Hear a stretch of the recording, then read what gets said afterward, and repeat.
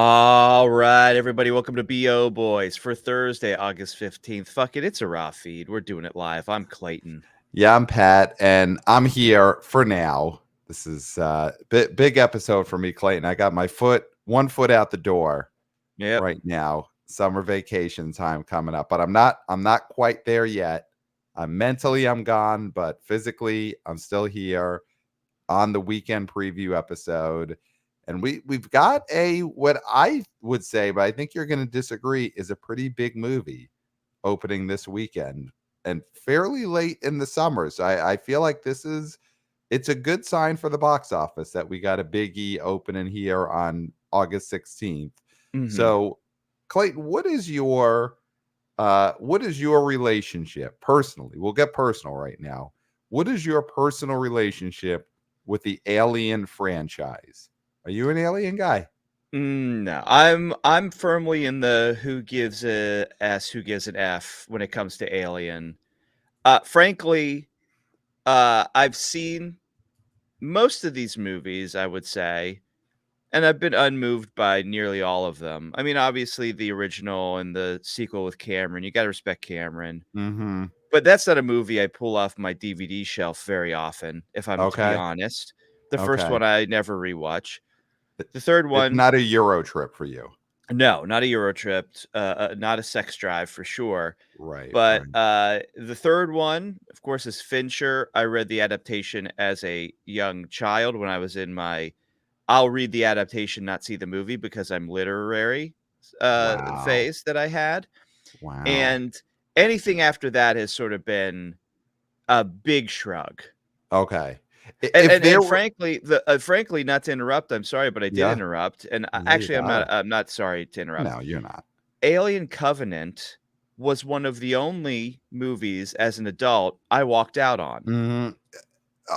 That is honestly why I asked the question, is to get you to that point, because Alien Covenant is the most recent Alien movie to have come out, May of 2017, and I do remember that distinctly as it's one of the benchmarks of our friendship, is you talking about walking out of Alien Covenant, the anger with which you told the story at the time, and it seems like that anger, though, has subsided. I don't know if it's maybe through years of therapy that you've been able to get over the anger of seeing that movie. No, you still have it deep inside you, the anger of No, Alien. I haven't been to therapy, but I'm just in the apathy phase. I really feel nothing for this franchise whatsoever. Wow. Okay.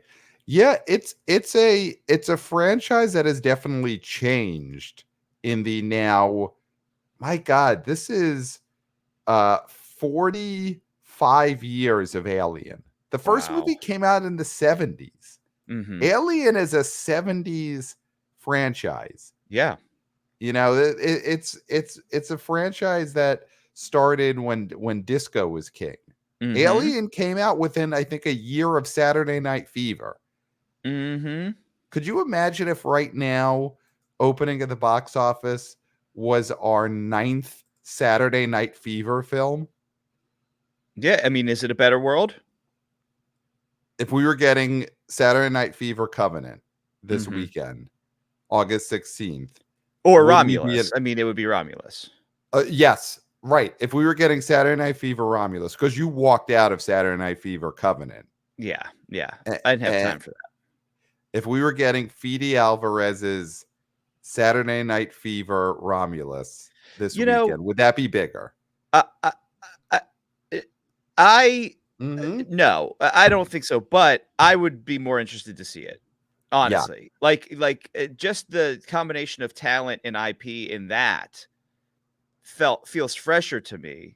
But that's because I haven't seen the other Saturday Night Fever sequels before this. Yeah. That were, if we're talking the Saturday Night Fever versus Breakin' 2 films in the 2000s that were probably pretty piss poor.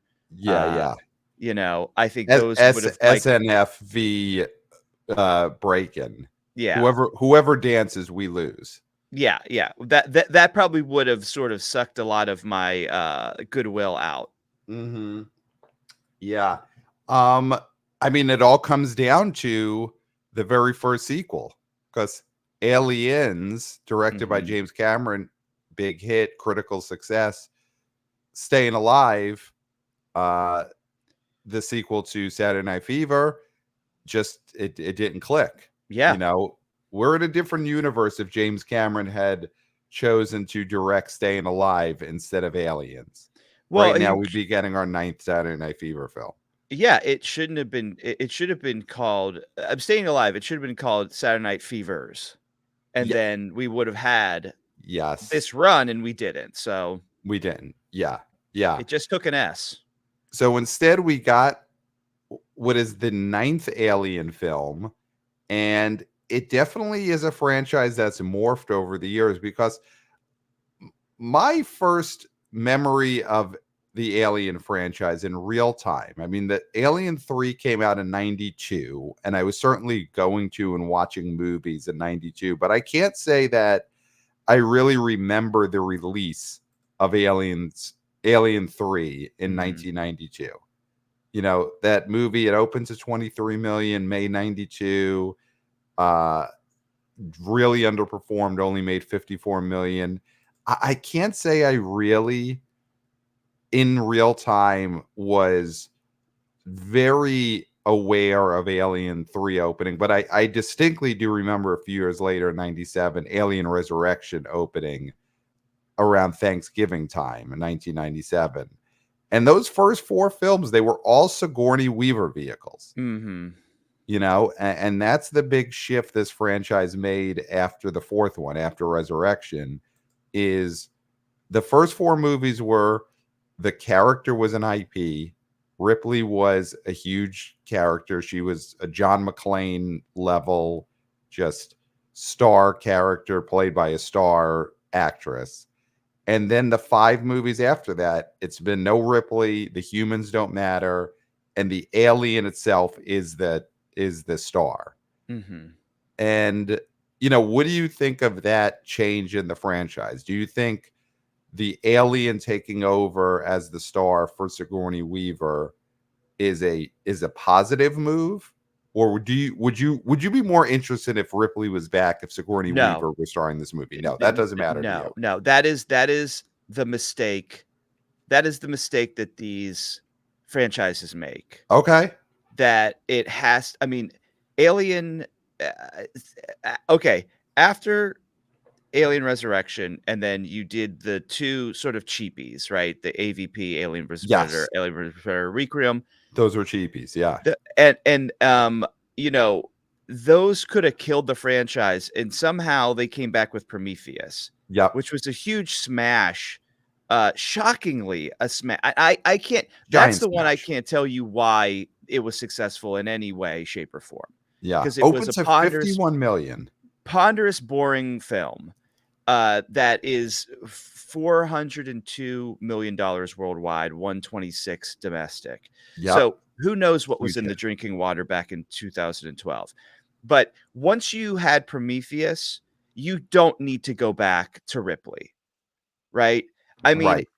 if Prometheus completely tanks, which in all likelihood it should have, then you go back to the Ripley well, and I understand that. Right now, you don't need Ripley because Right. Covenant was sort of an underperformer in the States, did okay worldwide. We'll see how Romulus does.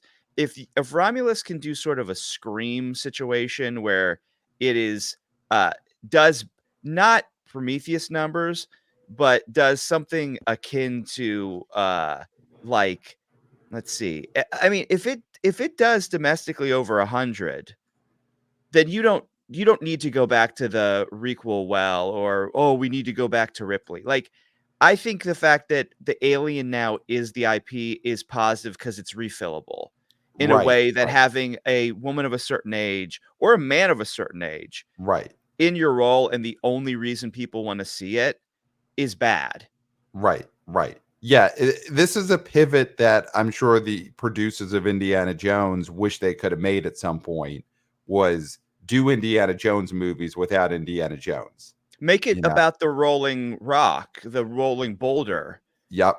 at the beginning of one of the previous movies. Like, they should have just done that. Somehow pivot to the boulder. Yeah, I mean, if you're gonna pivot to a villain from the Indiana Jones movies to be the star, it's basically either the rolling boulder or the Nazis. And I don't know if an Indiana Jones franchise where the IP is just the Nazis are Mhm. back and there's no Indiana Jones, I don't know if that opens. As bad as Dial of Destiny did, I think you're better off with Harrison Ford than just the Nazis are Yeah, the IP. Yeah. I agree. So the move would be the rolling boulder for sure. The I rolling boulder's back, the rolling boulder's in space. That's the move for Indiana Jones. I'm shocked going back to you not remembering how divisive Alien 3 was when it came out, and how this video this music video director was doing this really dark version of this franchise that people loved, and how it was too arty for most of the culture. I'm so shocked I, I'm that shocked you too. It was right before because I would have been 11. I definitely was reading movie reviews in the newspaper, Daily News, New York Post, cover to cover. I was reading both of those newspapers. Never a New York Times in sight. They didn't stock it in my neighborhood. They didn't No. stock the New York Times. Yeah. You were Um, in a New York Times desert. I was. It was, the Post and the Daily News. Those were the Bibles. Then the Bible was the Bible. Mhm. And then it was the Marketeer, the local Brooklyn, just a newspaper full of ads, but no New York Mhm. Times. But I was reading entertainment sections. I would say it's a year or two before I'm reading your entertainment weeklies and your premiere magazines cover to cover, get my hands on those. So it was something that just passed me, or at least I can't remember it making an impact on me in the moment. Like, I am Mhm. sure I read the Daily News and New York Post movie reviews of Alien 3 and what a disappointment it was. But I mean, the movie itself opened to 23 million, which, at the time was a fairly big opening for a movie coming out in May. But yeah, this one, that one left me cold at the time. But I Mhm. do remember the Resurrection being a big deal because it had Winona Ryder Yes. and because they were, I think they must kill Ripley off in the third one, and then it's a big deal when they just Yes. sort of, That's the oh, resurrection. That's the that's titular the resurrection. Resurrection. Yeah. Yeah. So I remember all the controversy about that.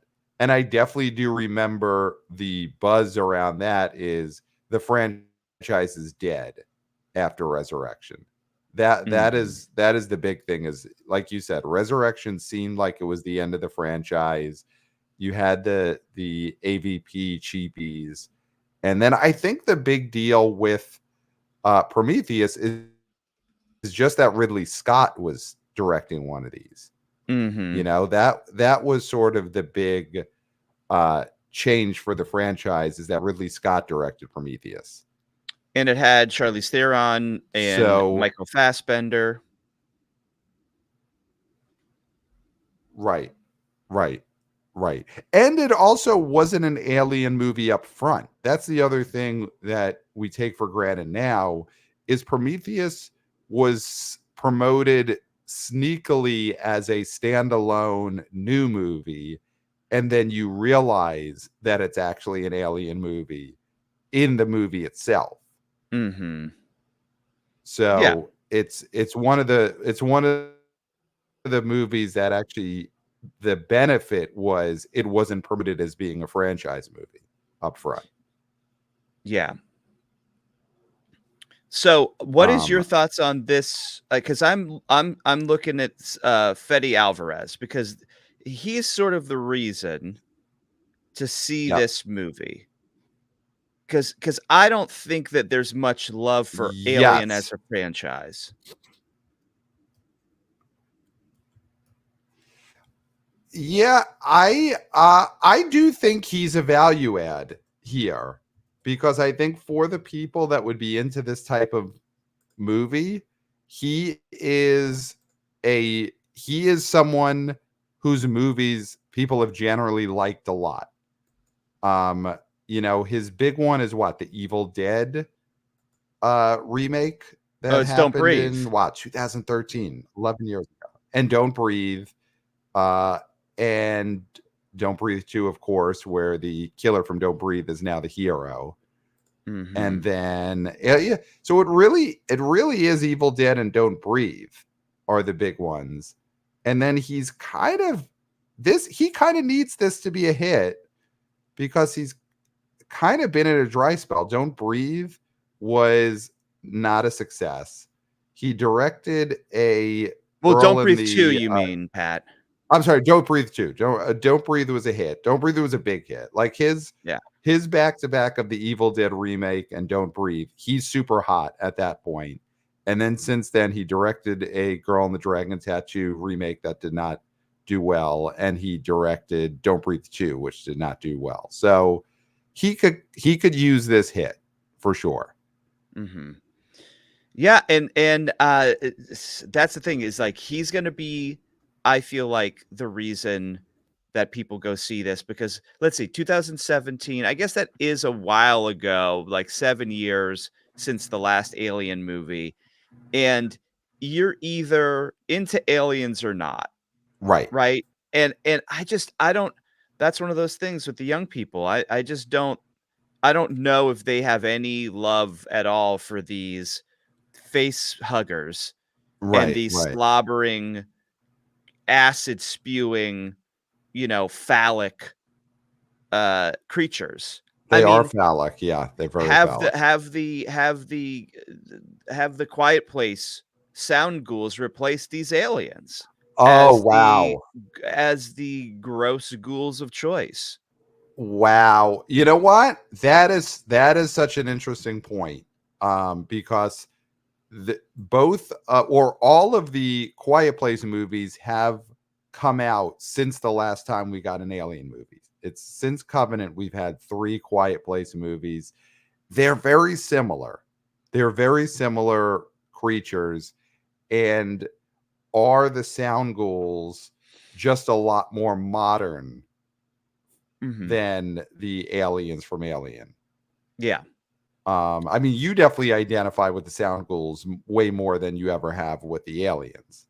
I'm on their side, Yeah, yeah, which I wouldn't say that I don't feel the same way when it comes to the aliens in yeah, Alien. yeah. Well, the aliens in Alien, their whole thing is always leave me alone, right? It's basically we always end up bothering them, and then the aliens are annoyed that Ripley's there. They're annoyed Paul Reiser's there. They're annoyed Michael Fassbender's there. Whereas the sound ghouls, they come to us. So I mean, I prefer as a species the aliens from Alien, because they only bother you when you bother them. They're not showing up, at least as far as I can remember. They're not showing up in Brooklyn. But the sound ghouls, they're coming to New York City. And so but that also might be what people want. People want to see the aliens, but come to us. Don't make me have to go to you. Yeah. What do you think of the settings? Basically, these movies are in space, whereas the settings of Quiet Place are in the plains.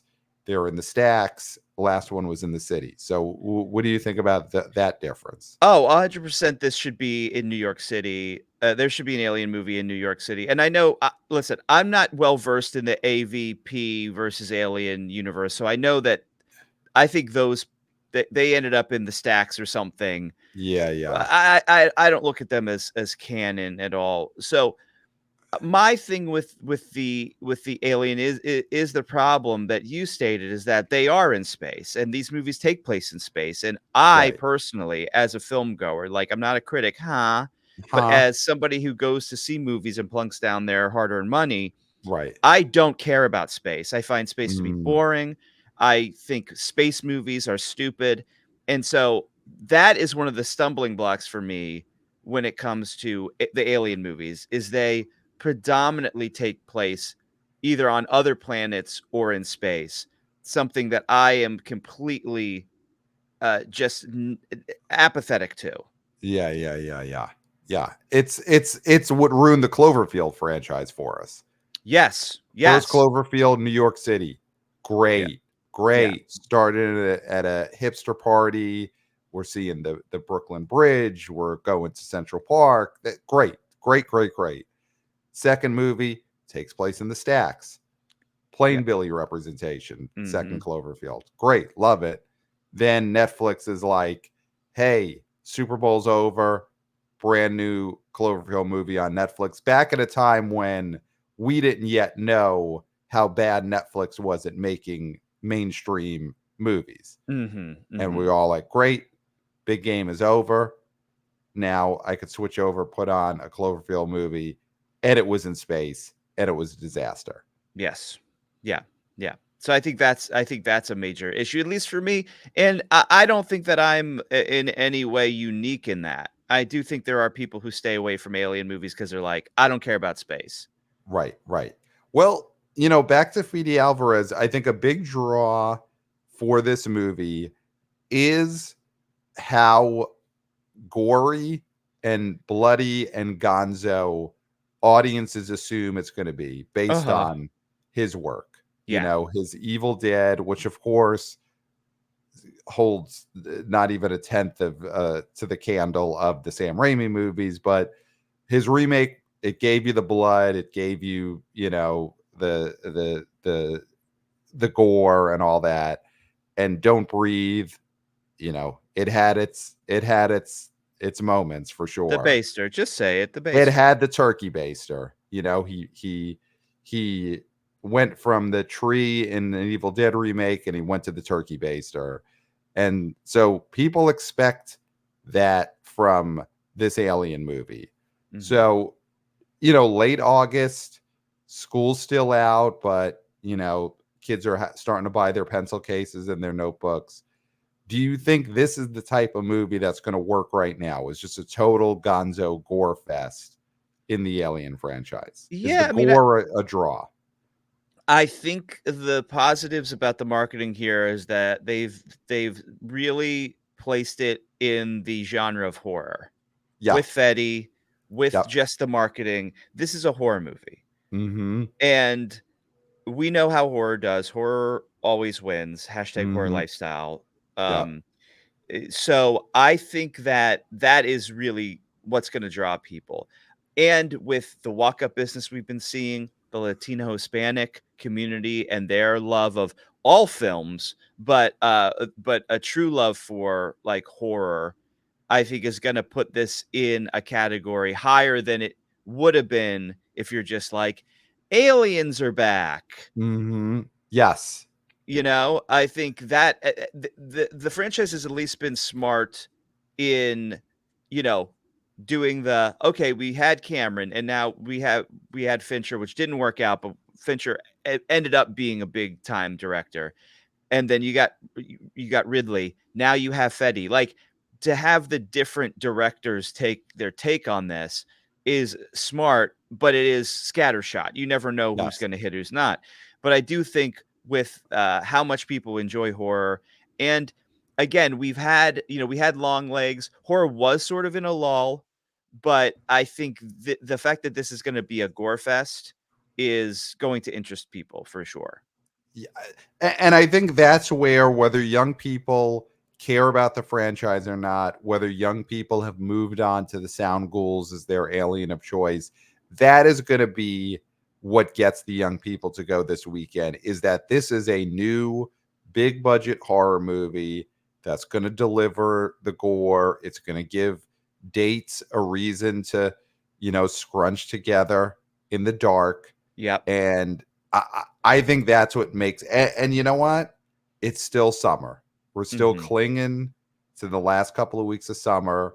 The college kids haven't gone back yet. The teens are still looking for something to do. So I think that in the end, that's the big draw, is that this is a big budget horror movie. And I think the young people will come out for that. I'm looking here. This was originally, it's produced by 20th Century, part of Disney.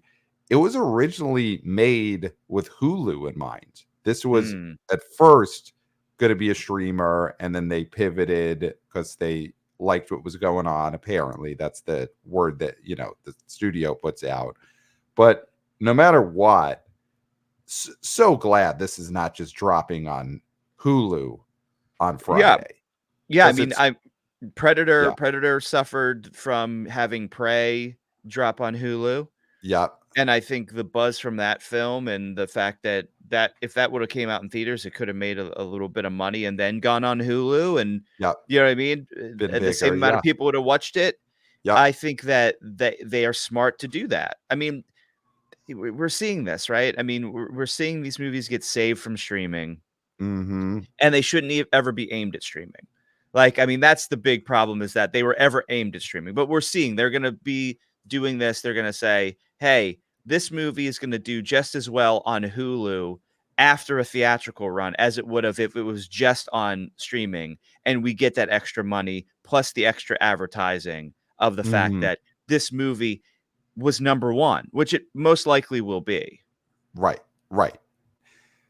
The star of this movie, like we said, there's no Ripley, there's no Sigourney Weaver. She hasn't been here for the last 4 movies. This will be the Yeah. 5th movie without her. The star of this is Kaylee Spaney, who was Priscilla. She was Sofia Coppola's Priscilla, Mm-hmm. and she was one of the young stars of Civil War, Mm-hmm. which did overperform. Civil Yeah. War made more than Furiosa, and Yeah. that's a huge part because of Furiosa underperforming. But Civil War did beat Furiosa. Kaylee Spaney, she's had some high profile movies the last year. Does she matter at all this weekend for Romulus? Well, the Furiosa thing really quickly, because it is insane Mm-hmm. that uh, photographers and journalists are a Mm, bigger IP than Mad Max. wow. Just wrap your head around that. Yeah. Somebody who writes BuzzFeed articles Mm-hmm. is somebody who an audience would rather see in a movie than Furiosa. Yeah. So someone who takes photos that appear in BuzzFeed articles is Yeah. bigger than Mad Max. Yeah. Yeah. So that is I mean, not that Mad Max, again, we debunked this, that this was ever a huge franchise, but it is still shocking when you put it in that context. Yeah. Yeah. We did debunk it. We did debunk it. And we are the Snopes of box office reporting. We debunk the conspiracy theories Yeah. on the But show.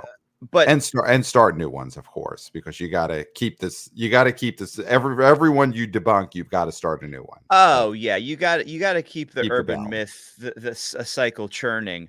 Yeah. I think that it does matter a little bit, Oh wow. because Okay. I don't think Priscilla matters, even Okay. though it did decently. It did I do for think, an indie art house movie. It did decently. Yeah. but that's all Coppola. That's all the Yeah. hardcore Sophia Yep. fiends, as Yep. they like to call themselves.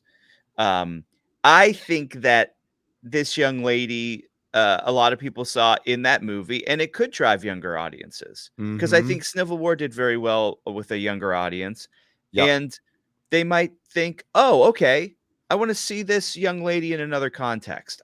I don't think it matters a ton, but I don't think Right. it matters zero. Yes. And I was ready for me to say, Kaylee Spaney, does she matter this weekend? And for you to give an incredulous no, move on. So the fact that you do think that she matters a little bit is a huge credit for Kaylee Spaney, and I hope her representatives are aware of that, because Yeah, their work is paying off. the The Bo fact that you give Boys, her any credit, yeah. Clayton from the Bo Boys says it doesn't matter zero. Yeah.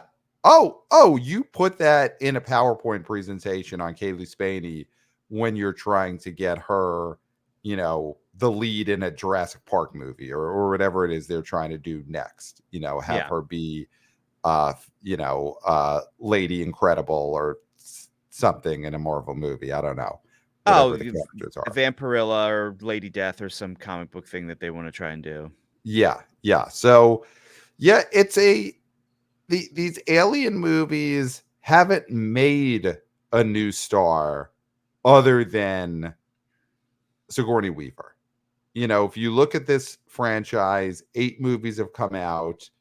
Sigourney Weaver obviously became a giant star because of that movie. Mm-hmm. But it didn't make anyone else over the course of the franchise. Character actors, a lot of people, Bill Paxton types, really made their bones in those. Paul Reiser, you could trace the line directly from the Alien franchise to Mad About You. But otherwise, they haven't made the next Sigourney Weaver.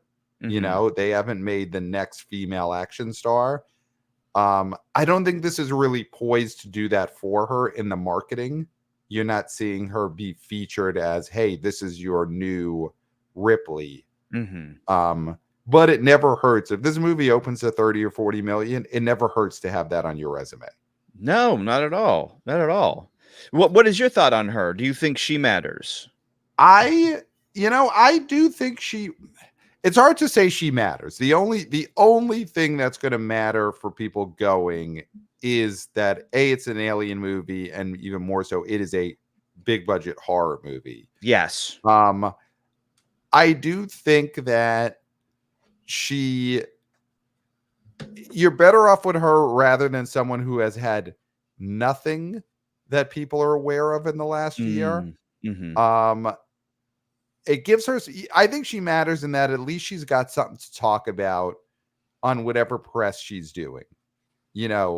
I do think her talking about Civil War and reminding people, hey, I'm the one from Civil War, is going to get some, especially younger audiences, to feel more comfortable seeing this. Mm-hmm. Because there's no one else in this cast that I could say I've ever heard of. The other stars are listed as David Johnson, Archie Reno, Isabella Merced, and Spike Fearn. I don't know who any of those people are. Do you know who any of those are? Do you know Spike Fearn? No.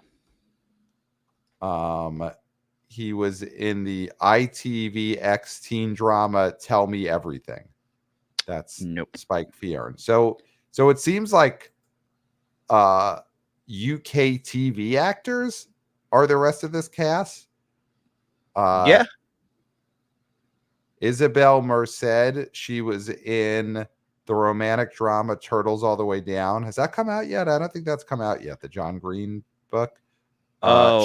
She played Dora the Explorer in The Lost City of Gold. So that's someone who's in this cast. She was okay. Yep. She was in a Mark Wahlberg film, yep. The Family. What is that one called? Instant Family. Okay. Underrated film. Instant Family. He still put stuff in theaters and it underperformed and he got scared and that's why he's a streamo boy now. But that was a good movie. Made me actually didn't see it in theater. Made me cry at home. Wow. Yeah. Wow. It made you. Why were they an Instant Family? Was it a science experiment? Yeah, they're freeze dried and you add water to them. Okay. Yeah. And that made you cry just seeing them being taken out of the freezer. Yeah. They could have been in the freezer forever. Right. Instead he put a little water on them and they have to listen to everything he says. Yeah. Because it's a Mark Wahlberg family. So they're all getting up at 6 a.m. to pray and work out. Yeah. She was shredded by the end of the shoot. So does she mean, and now that you know who she is, Isabel Merced, Instant Family, she played Dora the Explorer, any value add there, or is she not to the general? Is she a zero? Not to the general public. I think it means something to me. Right. And so it's not the absolute zero, but I think it's in the percentages. Okay. I mean, we're looking at a lot of decimal places here.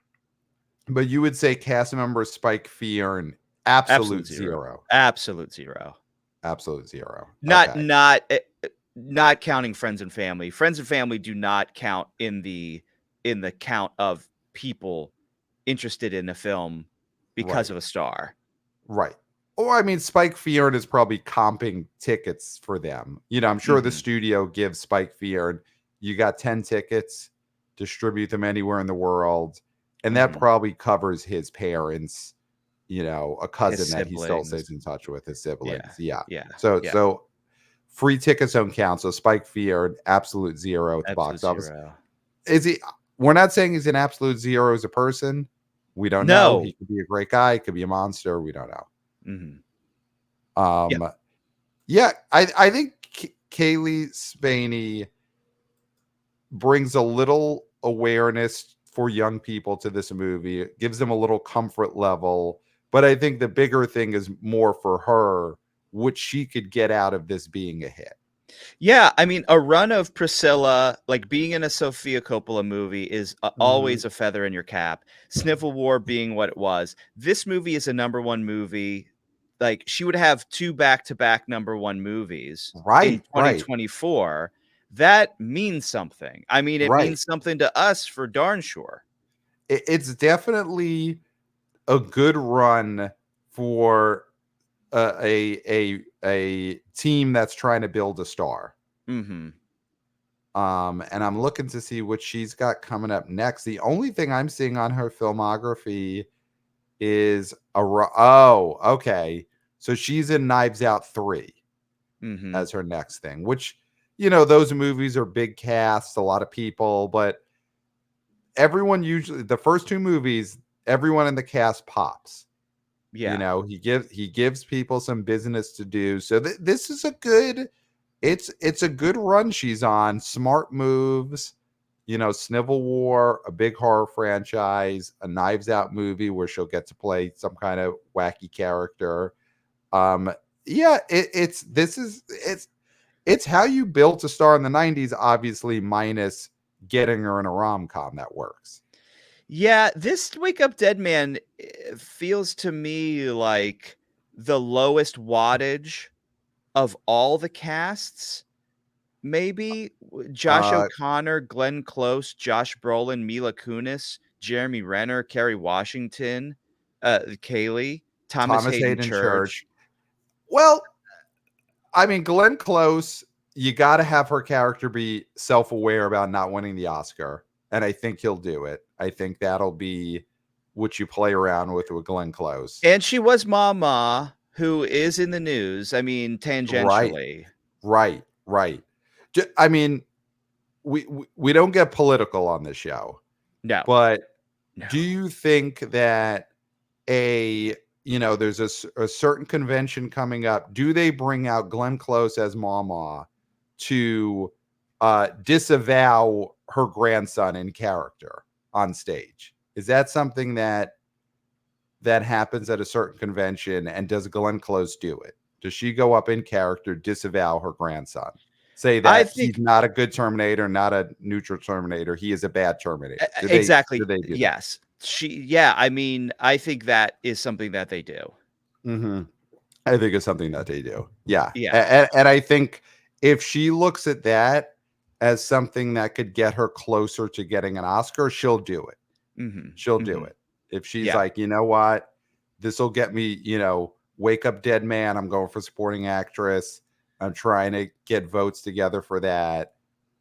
All I have to do is I put on the wig. I put on, what did they have her in? Tattered sweatshirt. She was I think they drooling. had I forget. well, they had her in a muumuu. They had her in a moo. Does she? Yeah, she puts the moo back on. She puts on like the fake teeth, right? She had half her teeth missing. The other teeth were like M&Ms. I very loose on remembering what happened in this movie, but yeah, she goes on stage as Mama and says, "My grandson is a bad Terminator." Well, already in the news, we have her hitting back at JD Vance and his childless comments. So she is primed to take on Mr. Vance Oh in a wow, more okay. public way. So yeah. Yeah. So there you go. I think Mama gets on stage. So I think coming off of that, coming off of her, 30-minute speech at the convention in character as Mama, I think Glenn Close goes into Wake Up Dead Man with a lot of heat. Yeah. Yep. Um, Jeremy Renner, obviously, I think people will be curious to see him in a film at this point. See Um, how he's stitched back together. I think, yeah, I think there is some interest there. Josh Brolin's always in big movies. Great SNL host this past year in what was not a great season. He's Mm-hmm. got the comedic chop. So no, I think those movies do a good job also of making a lot of hay with recognizable stars who maybe are not at their hottest. Mm-hmm. Because I mean, the first one, Jamie Lee Curtis was not exactly at her peak as a star. She hadn't won the Oscar yet. So I think that's a normal Knives Out cast, and I think Kaylee Spaney that's a good move for her. I guess you're right, because the second one had Kate Hudson, who really had been in the woods for a while too. Yeah, and Norton, who was like obviously famous and a great actor, but hasn't been in blockbusters. Dave Bautista, great actor, star, but still at that level of like almost like a bit of a novelty. Mm-hmm. Yeah. So I think this cast is on par with the other two Knives Out movies. Of course, we've spent a lot of time talking about something that will be Streamo, unfortunately, and Yeah. that's the problem. The cast is great, Mm-hmm. the movies are good, the Streamo is the problem. Mm-hmm. Mm-hmm. Mm-hmm. So you hate to see Kaylee Spaney go from a theatrical feature to a Streamo, but that's where she's going. Um, Anything else you want to talk about on this Romulus before we get into predictions? And is there anything else coming out that is worthwhile? I do see at the bottom of the Deadline preview, IFC thriller Skincare, starring Elizabeth Banks as an esthetician whose skincare business faces sabotage when rival Angel Vergara opens a boutique across the street. So not Sofia Vergara, No. and Angel Vergara. 1,000 theaters. I mean, Um, where's esthetician on the ranking of protagonists in a movie? I mean, is it above gamer at this point, or is gamer above that? I mean, they feel pretty close to me. Like, would you rather watch an esthetician or a gamer as your main character? I'm saying yeah, esthetician. I think esthetician is more is something that a general audience would rather watch than gamer. Okay. Yeah. It's one of those things where there are a lot of gamers and Hmm. there's a lot of people who maybe don't admit it, but they are gamers, but they don't want to watch gamers. And there's No. less estheticians or people who would self-identify as an esthetician, but someone popping pimples on someone's face is not as off-putting as someone who's playing video games. Yeah, who's downing Mountain Dew Code Red all Right. night trying to Right. beat a level. What about a movie with an esthetician, a gamer who played an esthetician game that then has to become an esthetician? Oh, that it's this esthetician college who was like, what we need is someone who's a gamer who plays that esthetician game, who's the best at it. And then We there's need a someone else. virtual zit popper to become an actual zit popper. Right, right. And then, there's some bureaucrat who's like, what are you talking about? You're gonna have someone get off the gaming chair and pop pimples. Mhm. It's never gonna work. It's never Yeah. gonna work. These are real pimples. These aren't virtual pimples. Yeah. I'd see that. I'd see that. Yeah. But then again, the character is still a gamer. Yeah, The so character is not an esthetician, so I wouldn't see there's that. still that whiff Right. there. Right. Right. Because we're totally fine with the person who's just grabbing someone's face and digging into their pores and just popping ooze, human ooze. Yeah. That sure, we could all Mhm. watch that with a bucket of popcorn. But to see a Relatable gamer in a content. chair, Ugh. Ugh. yeah. Yeah. Blah, That's blah. that's where it gets gross. Yeah. Yeah. Yeah, so I do think that this Elizabeth Banks movie, Skincare, is better for not having a gamer who is playing a video game where they're an esthetician. I think they're better off that she's just playing an esthetician. I don't think it's gonna do anything at the box office really, because it is a wide release, but not a very wide release. There is My Penguin Friend, Okay. which I think is it's not a cartoon. It is live action. Mm-hmm. And who is the cast of this? Jean Reno of The Professional? The Professional is in this. And I don't know if he has the same relationship with his penguin that he did with Natalie Portman in The Professional. But Okay. if so, I think this is a must miss. Yeah. I'm Yeah. skeeved out by him being near a penguin, frankly. Yeah. My Yeah. I Penguin mean, Friend? No, thank you. No, thank you. okay, so you This think creep. you think he's creeping it up like he did in The Professional? This creep. Yeah. Wow. This creep. Don't see this movie. Do you think that My Penguin Friend is going to have a moment where Gary Oldman bursts through a curtain of beads and then snorts coke? Does that happen in My Penguin Friend? Oh, most assuredly. Okay, he's not listed as being in the cast of My Penguin Friend, but you think Well, since he's this made up, does unrecognizable. He's using okay, one of his alter egos that he uses in movies. got it. Yeah. Because you are firmly assuming My Penguin Friend is in the Professional universe. This is the direct sequel. How else are you putting a Jean Reno movie out in God's year of 2024 if there's not an attachment to a previous IP? Because the and this could be trying to throw us off the scent, but the log line for this movie is inspired by a true story. This is an enchanting adventure about a lost penguin rescued from an oil spill who transforms the life of a heartbroken fisherman. So do you think fisherman is just the job he's pretending to have, but he is a hitman? Yeah, of course. He's just a fisherman until something needs to happen. Right. And then he puts away the rods and he pulls out, Or fisherman is just the street slang for hitman in this universe, because it's like he's the man who makes you sleep with the fishes. He's a fisherman. He's like a beekeeper. He's like He's the beekeeper. Exactly. Beekeeper, fisherman, they're the same thing. Yeah.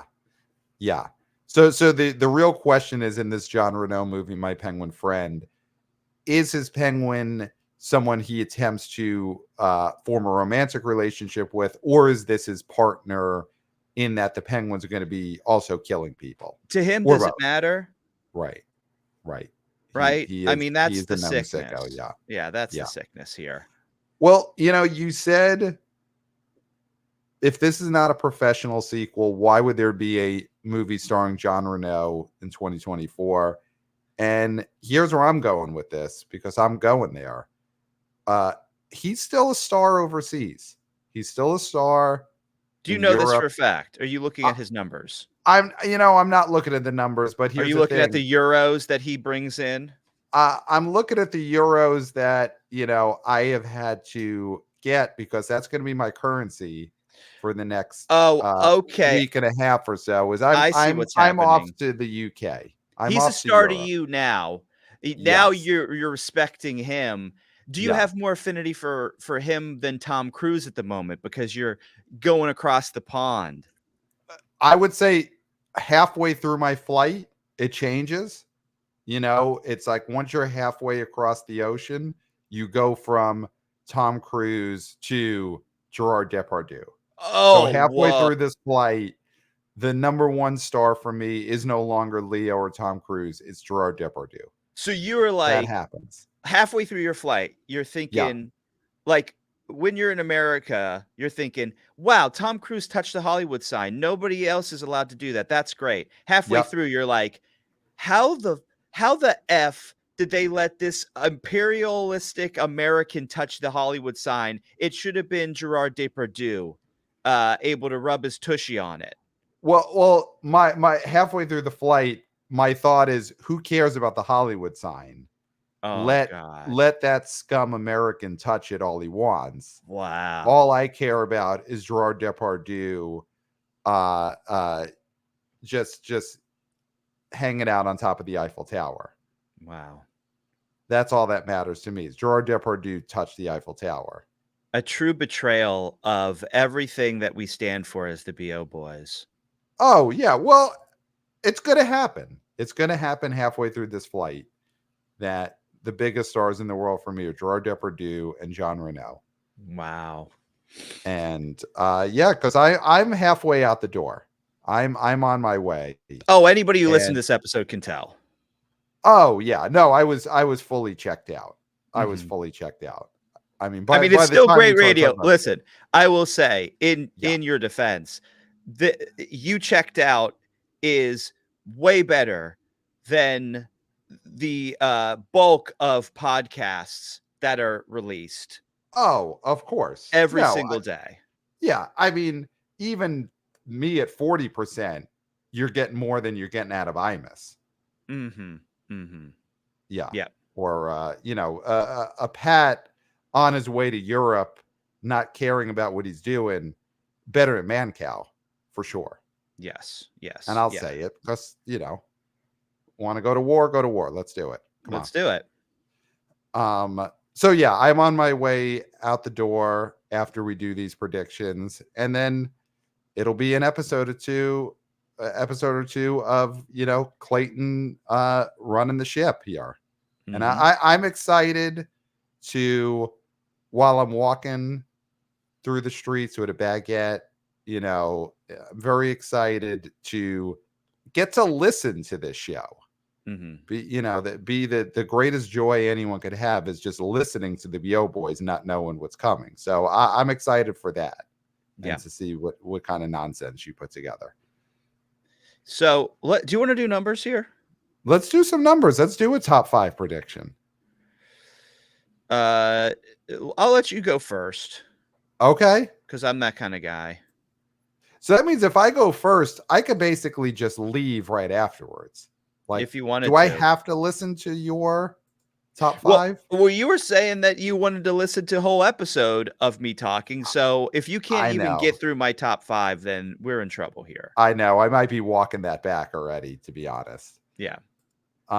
Okay. So number 1, last week was Deadpool and Wolverine made 50. But this week, Alien's going to be on top. Kaylee Spaney's going to open number 1. I think this is going to overperform because right now everything's hitting at the box office. I mean, basically since Bad Boys, other than Horizon, everything has been performing at or above. So I'm going 45 million on Romulus. I think Romulus is going to really overperform. So number 1 is Romulus at 45. It was neck and neck last weekend. You know what? I'm going wild again. I think number 2 is It Ends With Us.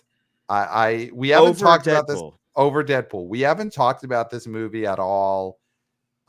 It did beat Deadpool on the day-by-days on Monday and I think Tuesday. The chatter online is kept up. So I think Ends With Us is number 2. I think it makes 25 million. I think a 50% drop. Good hold. Number 3, Deadpool and Wolverine makes like 21. Then number 4 is going to be Twisters. The sort of like under talked about hit of the summer. Mm-hmm. Twisters has really got overshadowed by Deadpool and Wolverine. It should have opened up a week earlier than it did, but that's number 4. And then number 5 is going to be Despicable Me 4, because Borderlands was number 4 last week, and that is going to just sink like a stone. That's going to like drop maybe almost out of the top 10, honestly. Yeah. So yeah, so that's my top five. That's my top five. Despicable Me 4 stays at number 5. Yeah. So for me, I think Alien Romulus is going to be number one. Mm-hmm. Really, unless this thing completely craters, which there's no indication that it will, it's a slam dunk. Mm-hmm. So I was going to go around the same number as you. I was going to go 45. Like, I honestly I think that it love could it. do that. So maybe I'll go 46 just to be a tick higher than you. But I do think this is going to be in the 40s somewhere. And it's after seeing It Ends With Us in the theater, I agree with you. I just think that people are sleeping on what this drop is going to be because the Mm-hmm. controversy behind the scenes, the just magnetic performance that this movie has done when you watch. I was watching other people watch this movie and they were transfixed by this. Mm-hmm. So I Mm-hmm. think the Deadpool Wolverine audience is going to move over to Romulus, and Ends With Us is really going to benefit from that. So Yep. I agree. I think Ends With Us is two. I Mm-hmm. think Blake gets to beat her husband Yep. at least in one weekend, which is great. Yep. Yep. And I think successive weekends too, obviously, but like this will be the first one. So It Ends With Us is going to be number 2. Then of course Deadpool Wolverine. I agree. Twisters is going to be 4. And then yeah, unless there's some sneaky release that we are not talking about, I think Despicable Me 4 has to be 5. Yeah, it has to be because Borderlands are going to Borderlands drop. Yes, is going to have it's a Morbius drop for Morbius. this thing. Mm-hmm. It's a Morbius drop. It's going to be terrible. This thing will maybe not make $25 million at the theaters. Yeah, yeah. Um, yeah, Borderlands is going to be such a disaster. And I think this is something you could talk about with who I think is going to be one of your guest co-hosts, because I know this person is a student of the D of Tenacious D. Kyle Gass, KG, must just be sitting back loving how badly Borderlands is bombing. And Mm-hmm. the karma, the karmic retribution for JB kicking KG out of the D. Mm-hmm. I think that is a underreported story that maybe you could touch on with who I think you might be pulling in as a guest host. Sure. Uh, Can't so just let me do my thing. You still got to run the show. no, I'm just throwing out suggestions because I've Sure. known this person much longer than you have. Okay. So just giving you some background that might be useful. That might be useful, or maybe it won't, and maybe you'll disregard a good idea and go a different way. And I'm sure that'll work Don't you out have a great flight for to you. catch?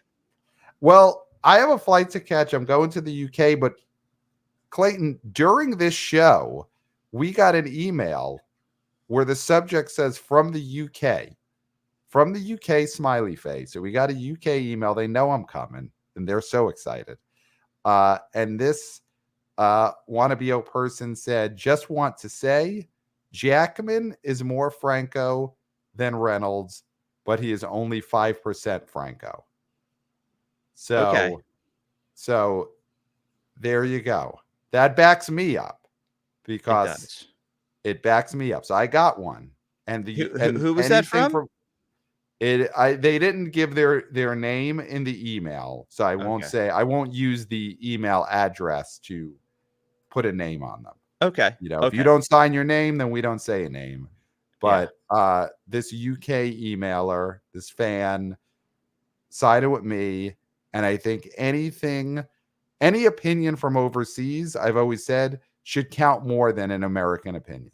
So I Well, think that puts me in the lead. if you don't put your name on it, then it doesn't count because you're then not a real person. We don't know who this could be.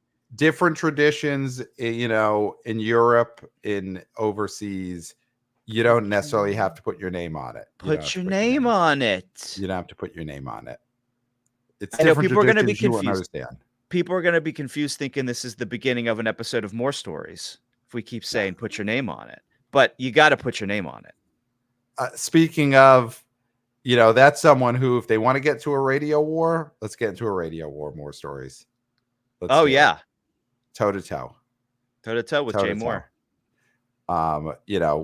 When the next rating book comes out, we'll see who's on top. Even if I'm at 60% checked out, it doesn't matter. Yeah. But yes, on that note, I gotta get ready for this flight, get some baguettes. So email us, theboboyspodcast@gmail.com. Of course, we love getting boots on the ground reporting. We love getting your opinions, especially when they back up something I've said. So email us, theboboyspodcast@gmail.com.